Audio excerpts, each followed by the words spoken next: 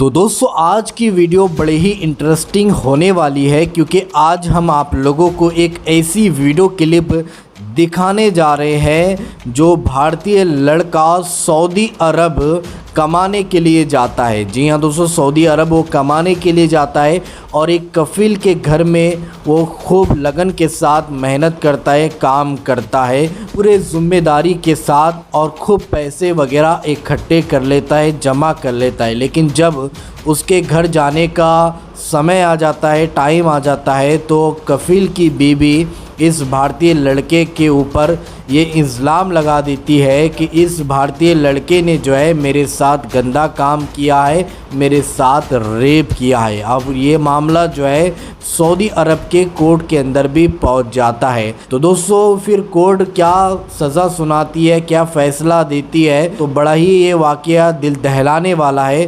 तो आप सभी से हम रिक्वेस्ट करना चाहेंगे कि इस वीडियो को सेकंड के लिए भी स्किप ना करें, इस वीडियो को पूरा देखिए, लास्ट तक देखिए और जितना हो सके इस वीडियो को ज़्यादा से ज़्यादा शेयर ज़रूर कीजिए। तो आइए सबसे पहले हम और आप ये वीडियो क्लिप देखते हैं, फिर आगे आकर आपसे बात करते हैं। हम आपको जिस लड़के की सच्ची कहानी बताने जा रहे हैं उस लड़के का नाम मेराज आलम है और वह राजस्थान अजमेर के पास ही एक गांव है, वहां का रहने वाला है। मेराज आलम की कहानी यह है कि जब उसकी शादी हुई तो उसकी बीवी ने उसे पसंद नहीं किया। उसकी बीवी का कहना था कि मेराज आलम नामर्द है, इसलिए वह उसके साथ में नहीं रह सकती है। और फिर आखिरकार दोनों मियां बीवी में इस बात को लेकर तलाक हो गया। इसके बाद जैसे तैसे करके मेराज आलम ने अपने आप को संभाला, लेकिन इसके साथ ही वह सोचने लगा कि अब वो यहां पर नहीं रहेगा, क्योंकि अब अगर वो यहां पर रहेगा तो लोग उसे नामर्द कहकर पुकारेंगे, लोग उसे ताना देंगे। इसलिए अब वो सऊदी अरब में जाएगा और 2-4 साल वहीं पर रहेगा और फिर जब यहां पर सब कुछ नॉर्मल हो जाएगा, लोग इस बात को भूल जाएंगे, तभी वह यहां पर वापस आएगा। इसलिए अब एक तरह मेराज आलम सऊदी जाने की कोशिश कर रहा था और दूसरी तरफ वो एक हकीम से अपना इलाज भी करवा रहा था। हकीम ने उसे कुछ जड़ी बूटियां दी और कहा कि वह इन्हें खाए और 1 महीने के बाद में वह अपना चेकअप करवाए, उसे फर्क महसूस हो जाएगा। अब दोस्तों, मेराज आलम एक तरफ उन दवाइयों को खा रहा था और दूसरी तरफ सऊदी जाने की कोशिश करता रहा। ऐसे ही करते करते एक दिन मेराज आलम का वीजा भी आ गया और इस तरह से फिर वह सऊदी अरब में पहुंच गया। अब जब वह सऊदी अरब में गया तो उसे वहां पर वह काम मिला ही नहीं जिसके बारे में उसे बताया गया था, बल्कि उसे वहां पर एक जंगल में ले जाया गया जहां पर बहुत सारी भेड़ बकरियां थीं। उन्हें चराने का काम उसे दे दिया गया। 20-20 घंटे तक उससे काम लिया जाता था और बदले में उसे सही से खाना भी नहीं दिया जाता था। बस इसी वजह से वह बहुत ज्यादा परेशान हो गया।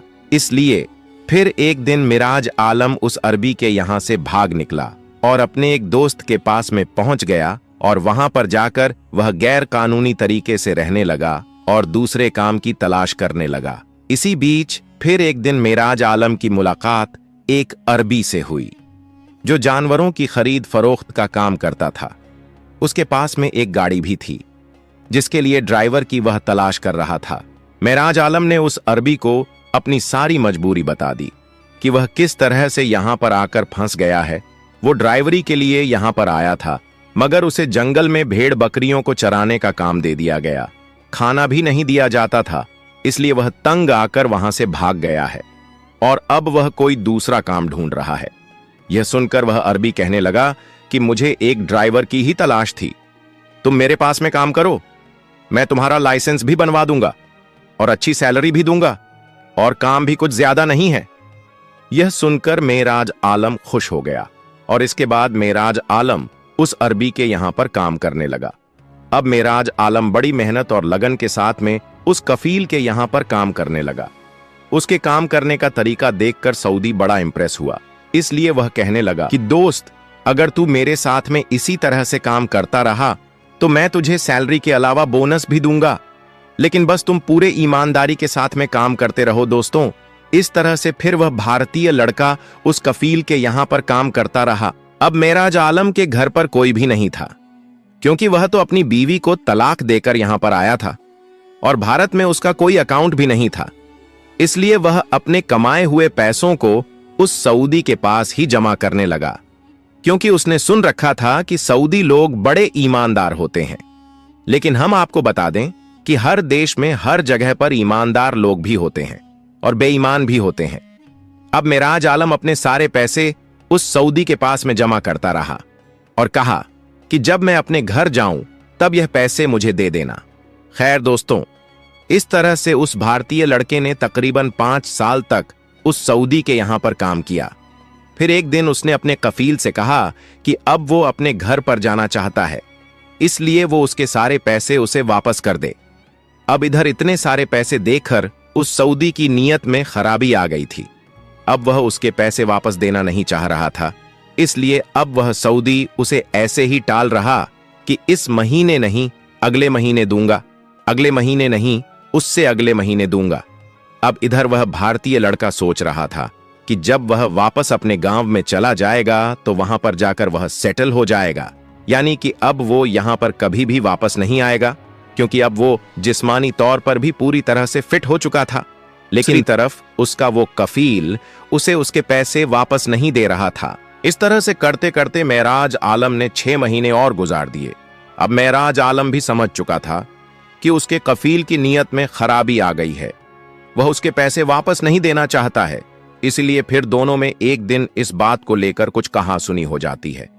खैर, इसके बाद में फिर एक दिन मेराज आलम का कफील उसके पास गया और जाकर प्यार से कहने लगा कि मैंने तुम्हारी ये पैसे किसी कारोबार में लगा दिए हैं, अब मैं तुझे उस कारोबार से होने वाले फायदे में भी हिस्सा दूंगा और मुझे कुछ टाइम और दो, मैं तुम्हारा पैसे भी जल्दी वापस लौटा दूंगा। इसके बाद कफील प्यार से उसे अपने घर ले गया और उसके रहने का इंतजाम वहीं पर ही कर दिया और कहने लगा कि अब से तुम मेरे घर पर ही काम करोगे, मेरी बीवी को शॉपिंग वगैरह करवा दिया करो और घर का कुछ काम कर दिया करो। अब वह भारतीय लड़का सऊदी के घर पर रहकर काम करने लगा था, लेकिन उधर उस सऊदी के मन में कुछ और ही चल रहा था। एक दिन उस सऊदी ने अपनी बीवी को अपना पूरा प्लान समझा दिया कि उसे क्या क्या करना है। इसके बाद उस सऊदी ने अपने घर में एक फंक्शन रखा। फंक्शन के दौरान कफील की बीवी ने मेराज आलम को अपने पास बुलाया और कहा कि मुझे यहां कुछ सामान ला कर दो। अब इधर वह अरबी कफील इतना ज्यादा तेज था कि उसने अपने कुछ यार दोस्तों को अपने घर पर बुला लिया और उनको अपना पूरा प्लान समझा दिया। फिर मेराज आलम बाजार से वह सामान ले आया और उसे कफील की बीवी को देकर अपने कमरे में चला गया। कुछ ही देर के बाद में 2-3 अरबी मेराज आलम के कमरे पर जाते हैं और उसके कमरे को एक जोरदार लात मारते हैं, यानी कि उसके रूम का दरवाजा खोल देते हैं और फिर मेराज आलम को मारने पीटने लग जाते हैं। मेराज आलम कहता है कि आप मुझे क्यों मार रहे हो, मेरा कसूर क्या है? तो वो कहते हैं कि तुमने अपने कफील की बीवी के साथ में बदतमीजी की है, तुमने उसे पकड़ने की कोशिश की है, तुमने उसके साथ में जबरदस्ती की है। जाकर देखो किस तरह से रो रही है और कह रही है कि तुमने सामान देने के बहाने उसका हाथ पकड़ा है। इतना सुनते ही मेराज आलम समझ गया कि ये लोग उसे फंसा रहे हैं। इसके बाद में वहां पर पुलिस आ गई और उस भारतीय लड़के को गिरफ्तार करके ले गई और ले जाकर उसे जेल में डाल दिया। अब दोस्तों, हम आपको यहां पर बता दें कि सऊदी अरब का कानून ऐसा है कि वहां पर बहुत ही जल्द कोर्ट की कार्रवाई शुरू हो जाती है और बहुत ही जल्द फैसला भी आ जाता है। हमारे यहाँ की तरह सऊदी अरब में केस पेंडिंग नहीं पड़े होते हैं। बस इसी वजह से कोर्ट में जज बैठा और उसके सामने मेराज आलम को पेश किया गया। जज साहब ने कहा कि तुम्हारे ऊपर इल्जाम है कि तुम्हें तुम्हारे कफील ने अपने घर में जगह दी, तुम्हारे ऊपर भरोसा किया और तुमने उसी की बीवी का हाथ पकड़ लिया, उसके साथ में जबरदस्ती करने की कोशिश की। तुम जानते हो कि अगर तुम्हारे ऊपर यह जुर्म साबित हो गया तो तुम्हें पत्थर मार मार कर मार डाला जाएगा, क्योंकि यहां पर इस गुनाह की कोई भी माफी नहीं है। अब मेराज आलम क्या कहता? बेचारा वह तो खामोश खड़ा रहा, यानी कि उसने कुछ भी नहीं कहा। इसके बाद में जज साहब ने कफील की बीवी से पूछा कि बताओ, इस लड़के ने तुम्हारे साथ में क्या किया है? अब उस कफील की बीवी वैसे तो एक नेक और शरीफ औरत थी, मगर इस वक्त वह अपने शौहर के दबाव में बयान दे रही थी। इस वजह से उसका चेहरा पीला पड़ा हुआ था और उसकी जबान भी उसका साथ नहीं दे रही थी। इसके बाद कफील की बीवी कहने लगी कि जज साहब, मैंने इस लड़के से कुछ सामान मंगवाया था।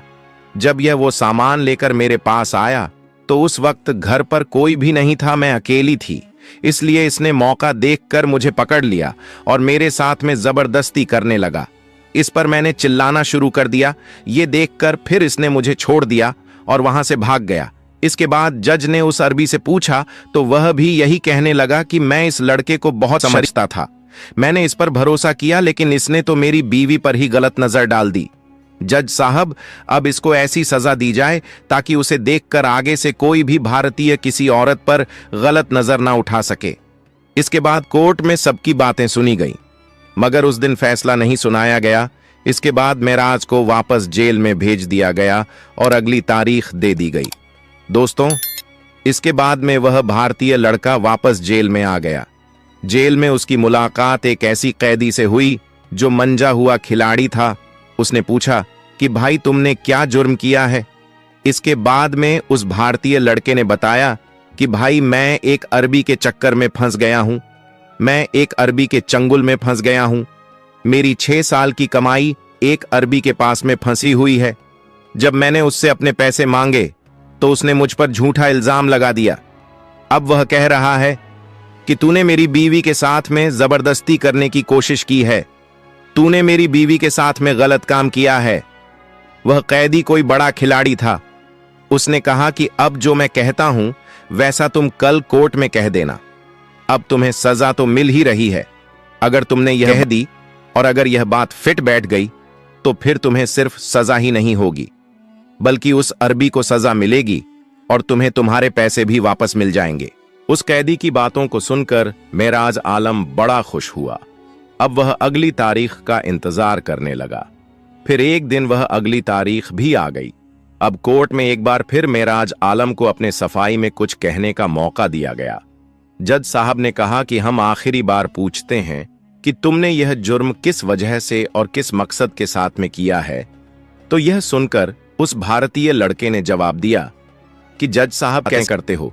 मैंने कोशिश ही नहीं की है, बल्कि मैंने तो इस औरत के साथ में कई बार संबंध भी बनाए हैं। मुझे बड़ा मजा आता है इस औरत के साथ में ऐसा करने में। यह औरत खुद चलकर मेरे पास में आती थी, लेकिन अब पता नहीं यह औरत अपने शौहर के डर से या फिर किसी और वजह से मुझ पर यह झूठा इल्जाम लगा रही है।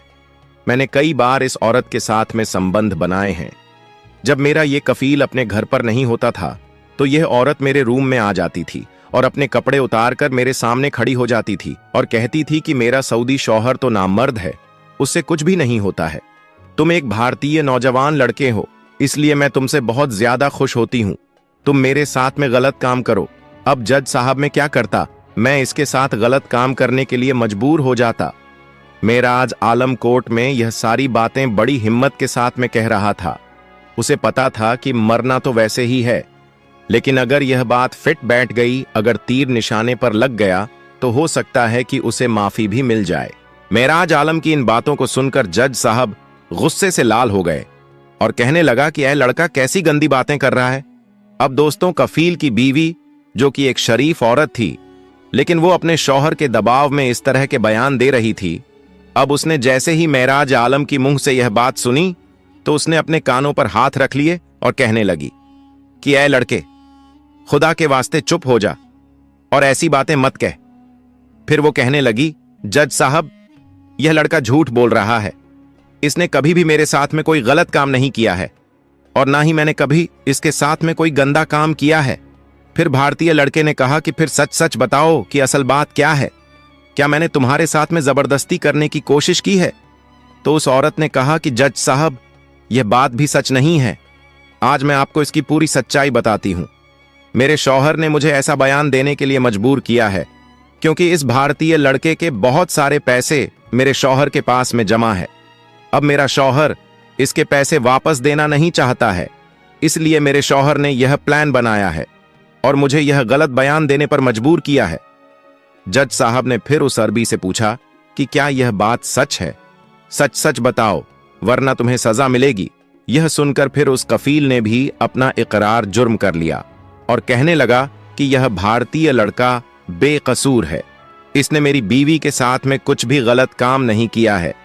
इसके बाद जज साहब ने भारतीय लड़के को अपने पास बुलाया, उसकी पीठ थपथपाई और कहा कि आज तुमने अक्लमंदी से अपनी जान बचा ली है।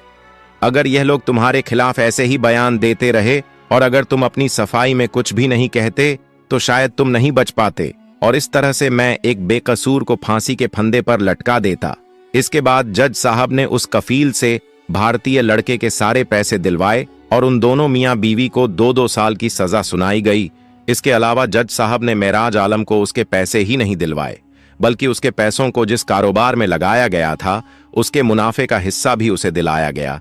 इसके बाद मेराज आलम अपने सारे पैसे लेकर अपने गांव में आ गया और यहां पर आकर उसने दूसरी शादी कर ली और आज वह खुशी खुशी से अपनी जिंदगी काट रहा है। तो दोस्तों, कभी कभी इस तरह की वाकयात भी हो जाती। दोस्तों, इस वीडियो को देखने के बाद आपको क्या सीख मिलती है, क्या सबक मिलता है, तो कमेंट में अपनी राय लाजमी बताइएगा। और अगर ये वीडियो आपको पसंद आए तो इस वीडियो को लाइक कीजिए, शेयर कीजिए, और अगर अभी तक आप लोगों ने हमारे इस चैनल को सब्सक्राइब नहीं किया है तो इस चैनल को सब्सक्राइब ज़रूर कीजिए, क्योंकि हम इसी तरह की वीडियोस आप सभी के लिए लाते रहते हैं। तो चैनल को प्लीज़ सब्सक्राइब ज़रूर कीजिए। तो चलिए दोस्तों, अगली वीडियो में मिलते हैं। जब तक अपना ख्याल रखिए और अपने इस भाई को अपनी दुआ में याद रखिए। अल्लाह हाफिज़।